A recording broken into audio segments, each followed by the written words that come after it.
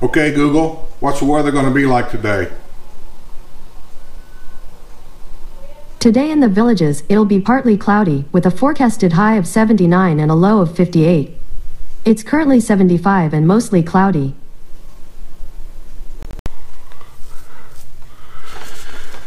Let's get started.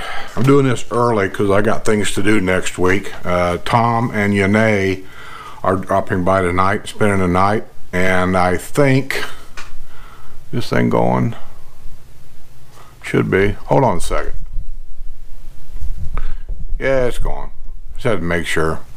And I think Tom and Younee said something about making I don't know, some kind of Venezuelan thing. Sue's gone. Her and her girlfriends took a bus trip to Tampa to see Phantom of the Opera. They left me. They didn't even ask if I wanted to go. Okay, let's get on with this. Fred H. wanted to know, the difference between concrete versus vinyl sided homes. He thinks that the idea of a stick-built home and Florida bugs is not a good combination. Well, there's really only one bug that you worry about down here, and that's termites. And I tell you what, I'm just about leaning to the side that it's a scare tactic more than anything. Not to say that termites aren't prevalent in the South more than they are north. I'm not saying that. But, you know, when you buy a new house, the first year it's covered by the Villages, your termite protection, whatever that is. And I think it's Baxter is the one they use down here. I could be wrong about that, I forget, but anyway. And then for the next 5 years, they cut you a deal of like $100 and some a year, and it's well worth that, you know. And then after that, it's a contractual deal, and it goes higher. I'm not sure where it tops out at, but when I talk to them about it, seems to me, see, they work out these contracts with you down here to do your insecting, treating your lawn for insects, treating your house inside and out for termite control and insect control, spraying your bushes, it goes on and on and on. For $600 a year in a contract, we'll take care of it for you. Now, that don't include landscaping, that don't include mowing the grass or any of that other stuff. It's, you know, and this termite thing, I've been coming down here for a long time, and I know practically everybody that I talk to gets this so-called termite inspection and a termite protection for the first few years. And then after that, they all kind of peter off. And I've asked a lot of people, I mean a lot, probably well over 1,000 people that live down here over the years about termites. Have you ever heard of anybody here in the Villages that got infested with termites? And I have never heard one. I always hear about some dilapidated house over in some poor part of town, you know, that had it, blah, blah, blah. But here, I've never heard of any. And I do my own. And that's fine. You can do your own. There's nothing that says you have to hire this company to do termites spraying. I mean, it's not a big deal. You can do your own. It's expensive to buy the stuff, but you can do your own. Yeah, I don't know. The first 4 feet of a 2x4 when they were building a stick-built home is all pressure treated with termite stuff anyway. That's I don't know what it is, but that's mandatory here. And it's guaranteed for like 20 years or something like that. And then you got your concrete built homes, block built homes, and I often wondered about termite control there because there's nothing for them to eat. It's all concrete.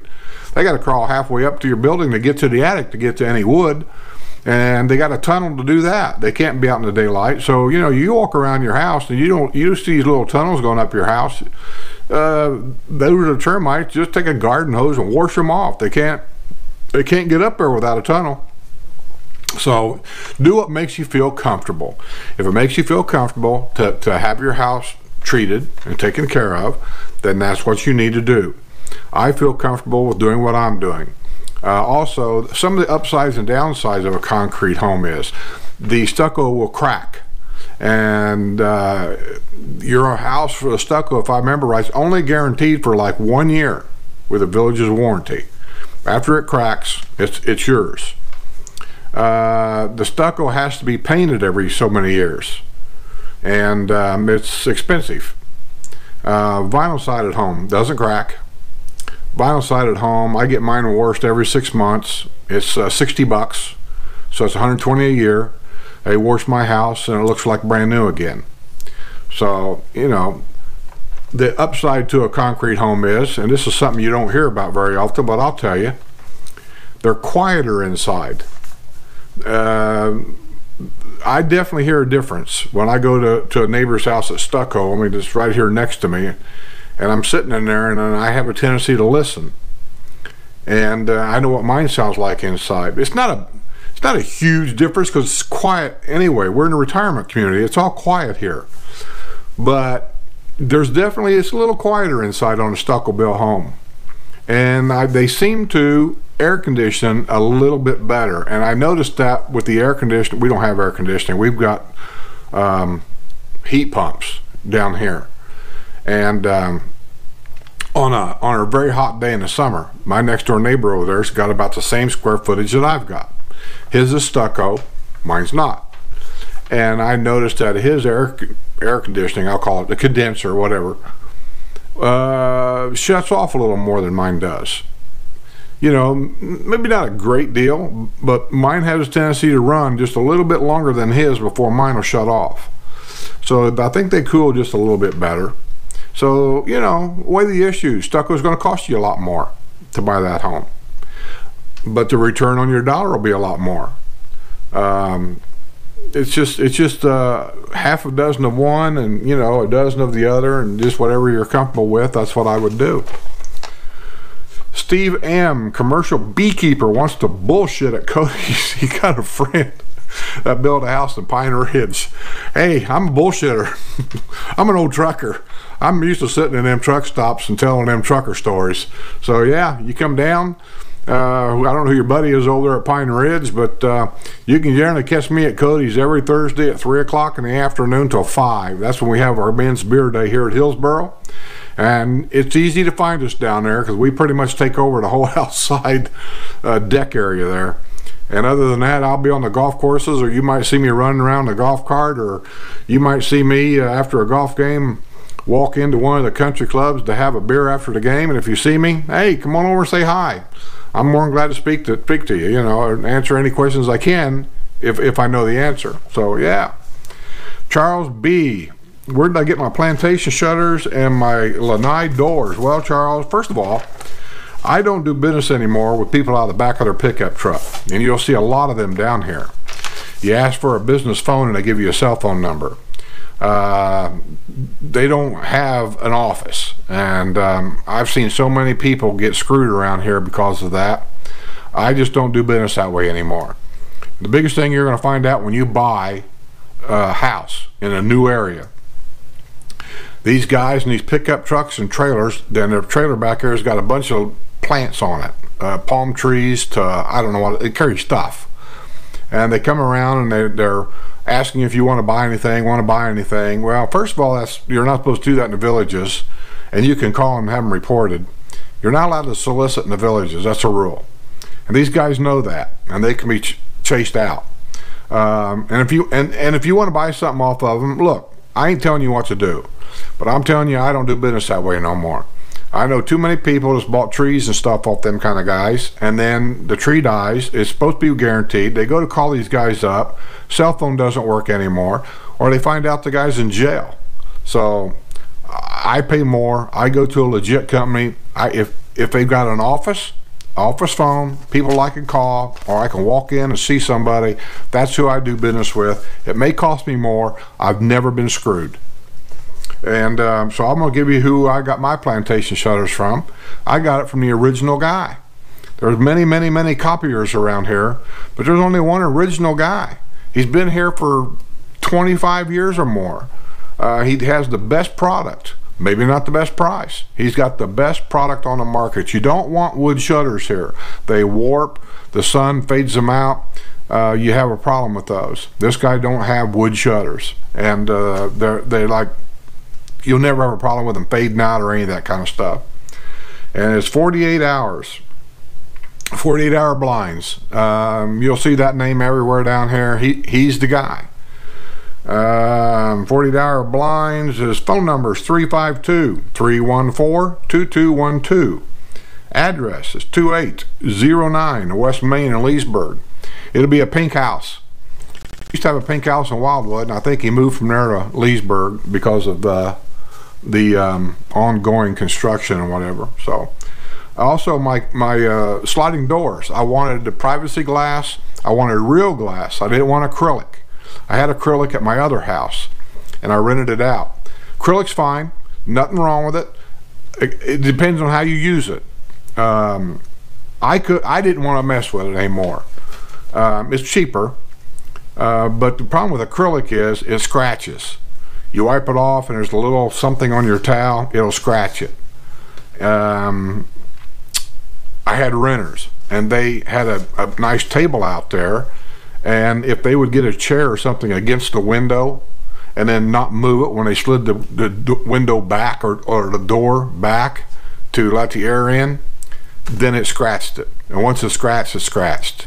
And I didn't want to deal with that here. I wanted real glass. I wanted privacy glass. I wanted a privacy screen. And this company had both. They got an office. It's in Leesburg. I can't tell you the exact size of my lanai, but I can tell you it's like a little over $7,000 to get it done. It's not cheap. So you have to really want it. We like it for many reasons, but that's personal choice. I got mine at Custom Windows and Design. It's also in Leesburg. 352-787-9797. Please tell them I sent you. If they do what they're supposed to do, and I don't know if they do it anymore, but they used to. They used to give, if you referred somebody to them, then they give you like a $50 gift certificate, and you could use it to go out and eat dinner or something like that. So, hey, if I get that extra $50, I'll take it. Oh, Keith is in Brussels, Belgium. Can you believe that? Somebody in Brussels, Belgium actually looks at this face and listens to what it's got to say. I'm impressed. He bought off the internet in Osceola Hills. He wanted me to take a video of that area. Well, I would, Keith, but I think if I remember reading your thing right, you're going to be back here next week or so. So I can't see any reason for going over there now. You might even be here by now, by the time you see this. So, but welcome to Osceola Hills. Welcome to the Villages. You're going to love it. And as far as buying off the internet, you know, I bought my first house that way. I bought it off the internet. Never saw it. Well, I had my friend take pictures of it, and he sent them to me. But yeah, I bought it off the internet. We closed on the internet. I never even came down. And boy, the world's changing, ain't it? I can remember in my day, old duffers like me, if we couldn't see it, smell it, or touch it, we didn't buy it. And yeah, I was nervous on the first one. But Villages has got a system, don't they? I mean, you know now. Their system is just easy peasy. All you need is a good printer, and make sure you're full of ink. Wait, a copier. You need a copier too. And yeah, it's they got a good system going. So welcome to the Villages. Hope to run into you. Kathy thought that the $145 a month was HOA fees. No, Kathy. $145 a month right now is our amenity fee. There is no HOA fee or homeowners association fee. Down here they call it POA, Property Owners Association. And no, that's voluntary. And like my other video, and I think you already saw it, it's $10 a year. You can join it if you want. You don't have to. You get a few discounts at some of the stores around here if you are a member. I'm not a member. But if you want to, yeah, I see it's here. So That's what that is. Solar tubes, and what are they? Well, Kathy, I want to get them. I think I'm gonna get at least 2. I've been putting it off for a while. What that basically does, it channels the sunlight outside into the room where you have the solar tube, and it saves on your electric bill because you don't need to use your lights anymore, except at night. If you have a dark area in your house, and be aware when you buy for them dark areas. Our dark area that we have is our walk-in closet in the master bedroom. Even in the middle of the day like it is right now, you go in there, we're always turning the light on because it's dark in there. So I'm thinking about getting a solar tube in there, and they're very bright, especially on a bright sunny day.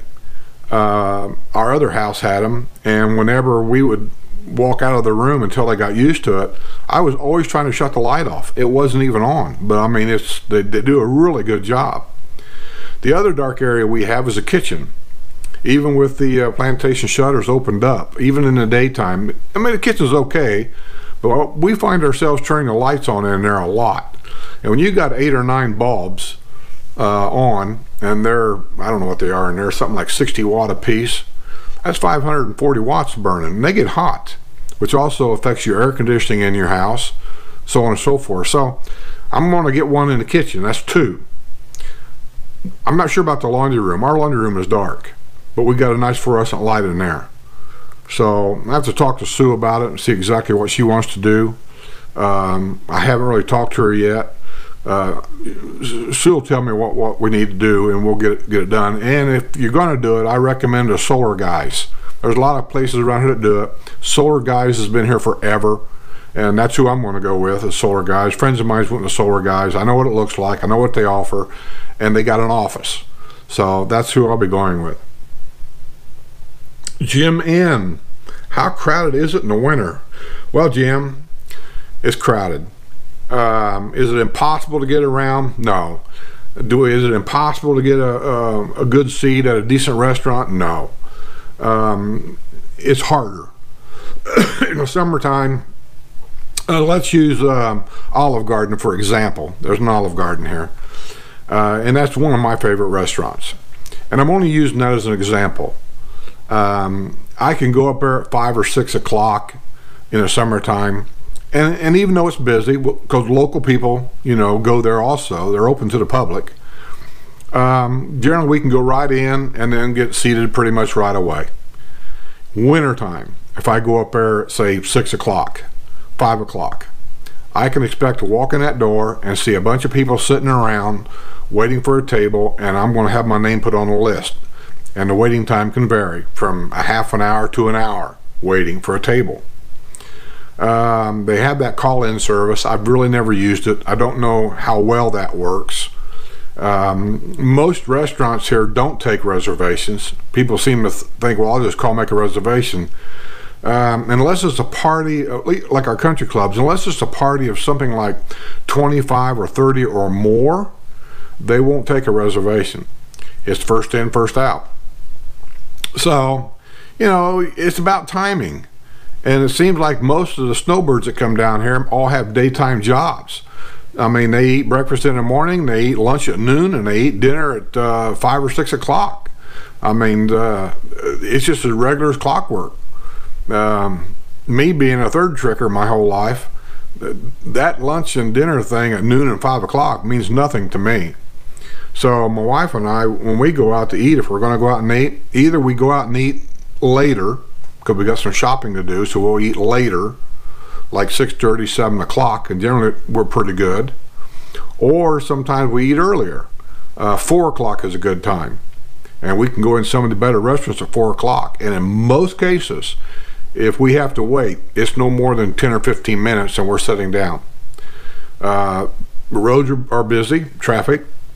A lot of the people that come down here are snowbirds. We have a lot of roundabouts. They have no idea what they're doing in a roundabout, and they're all over the place, and you really got to be careful in the roundabout.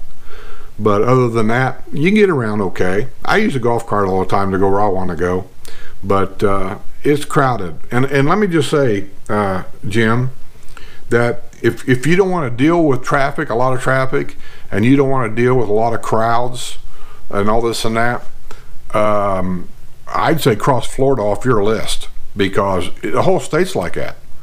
I mean, this state thrives on snowbirds and tourism. And I don't care where you go. You go to Tampa. I was at Punta Gorda the other day. I was at Port Charlotte. My wife's in Tampa today. I got friends over by Daytona. It's that way everywhere you go. It's crowded in the wintertime. And most of them go home around April the 1st. Not all of them. I'd say about 50% of them go home around April the 1st. The rest of them goes home around May. Usually around the 1st of May, but it could be the last of May. It varies. It's only when the heat of summer really sets in that things kind of get back to normal. So just be aware there's traffic. Steve Mays thinks that seat belts ought to be in golf carts. You can get seat belts installed in your golf cart, Steve. If you buy a new golf cart, just that's one of the options. There are a lot of options when you buy anything new. Seats, dashboard collars, all kinds of stuff. Do you want a cigarette lighter plug in your car? You want a USB plug? All these things are options. And you just tell them you want seat belts, and they'll install them for you. I mean, it's not a big deal. My only thing about it is I don't want to see a law, Steve. I just think that's a personal thing.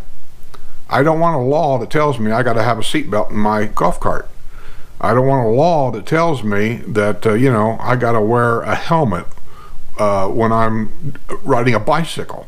I mean, I just don't want laws anymore. I'm tired of them. I'm just tired of them. And it seems like there's a certain percentage of people down here that's what they want. And they keep writing articles over and over and over again that seatbelts should be mandatory. Seatbelts should be mandatory. No, I don't agree with that at all. I will go this far. I think seatbelts or some kind of restraint, I'll just put it that way, should be mandatory for children. If you're taking your 8, 10, 12-year-old grandkids for a golf cart ride, especially the 4-seaters, because usually the kids are in the back, those kids are sitting backwards. I don't know if you've ever rode in a golf cart backwards, but it's different, a lot different, especially when they go around curves. The back has a tendency to whip you around.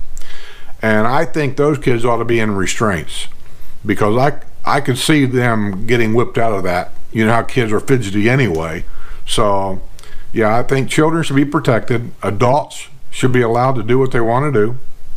And because it's just going to come around the corner. I can see something happening here. We've had a few golf carts stolen, some by accident, but things like that. I can see between Marion County, Lake County, and Sumter County, which is basically all the villages, we're 3 counties big, that they're going to pass a golf cart rule, law, whatever, that we're going to have to start registering these golf carts. Once they do that, it's never going to quit. You're going to be registering a golf cart for a fee. You're going to have that paperwork for a fee. You're going to have some kind of identifying tag of some kind for a fee. And once they do that, they're going to say the insurance is going to be required. You ain't going to have a choice then, for a fee. And once it's required, then the insurance can start jacking the rates up. That's what'll happen. I just don't want to see it, because one thing leads to another, and then it's all of a sudden it's just too much of a hassle. So I just if you want, I'm just saying, I just wish seatbelts are left as a personal option, and let it go at that. Christine hates roundabouts. Christine, you're not alone. There's thousands of people here. I heard it a lot. They hate roundabouts, hate them. They don't understand them. They don't understand why. Well, I guess I'm in a minority. I love them. I love the roundabouts here. And I'm going to tell you why. I'm an old trucker. One thing I learned about driving a truck for a living is there's only one way to make time, and there's only one way to make money. You have to keep moving. When you're stopped for whatever reason, you're not making time and you're not making any money. And roundabouts is just that. You're never stopping. Well, you might have to stop for a second or two to get in the roundabout if it's traffic there, but all in all, you're rolling, you're moving. You go around about, you get off where you need to get off and go to the next one. Go around it and keep going, keep going, keep going. You're not stopping. Do they get monotonous? Yes.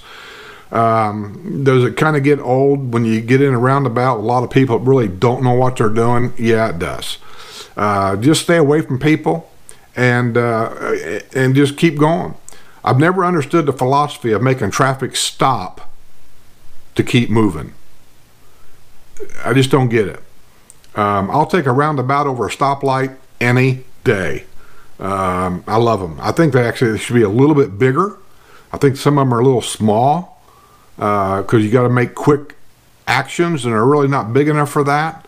But other than that, I like roundabouts, and I know they're building more down at Finney. They've already announced how many. I forget what it was now, but there's going to be more roundabouts. How long did it take me to get familiar with the golf cart trails? Well, I've been coming down there for over 20 years, so I guess that's the answer, taking me over 20 years. But when we first started coming down here, Spanish Springs was all there was. There was nothing else. And this is back in the day, I think like 88, 89, something like that, is when they just built that first golf cart bridge over 27 and 441. And that's really what opened up the Spanish Springs Town Square and got all that started, was because of that bridge. And yeah, we rented a house up there all the time, and we took a golf cart with the house. It came with the house, and we just got used to Spanish Springs area.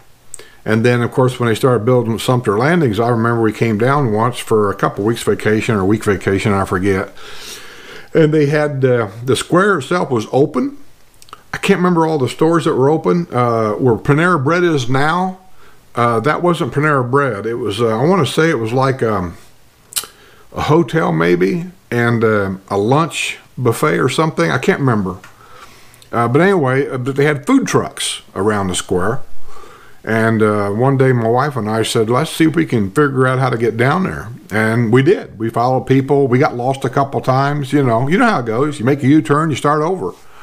But we got down there, and when we went home, going home was a lot easier than going down because we kind of knew what we were looking for going home. So we learned that area as they were building the place. So our first house we bought was just the other side of Sumter Landings there in Caroline. So we already kind of knew that area, and by then they started building down to this area, and we came down in our golf cart 2 or 3 times just to check this place out. And so we've kind of grew up, following these golf cart trails. I would recommend to you, if you buy a new house, no matter where it is, or pre-owned, I don't care, if you buy a home anywhere, kind of hang around your area first. Like if you buy, let's say you buy in the Sumter Landing area, kind of feel your way around that. Know how to get from your house to the square. Know how to get from the square as time goes on, how to get from there to Southern Trace Shopping Center and then back home. And you'll kind of expand it as time goes on. If I had to take a stab in the dark to know your area enough to get around to do what you want to do, you should know your area within a week or two, really. That quick. It doesn't take long to get the hang of things.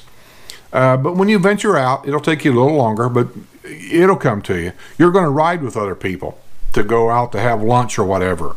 When you're riding with them, you're also going to learn the trails that they take and things. So it's okay. You'll be fine. Is that it? Oh, Christine also, yeah. I promised you a Villages magazine. I have not forgot. I think my wife said one came a couple days ago. I haven't even seen it. I don't even know where it is. But yeah, the new Villages magazine came out, and as soon as I find a big manila envelope, it's got your name on it, and I'll get that mailed to you as soon as I can. I've just been really busy with going up to Indiana and things that I've just fell behind on a lot of stuff, so I'll get out of here. I think that's all for right now.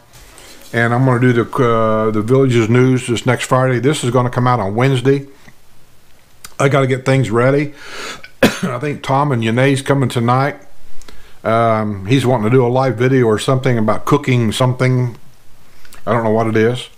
And so it's probably going to seem weird to you because you're probably going to see that video before you see this video, when I'm telling you he's coming tonight, you're going to think, well, I already saw that video. So, yeah.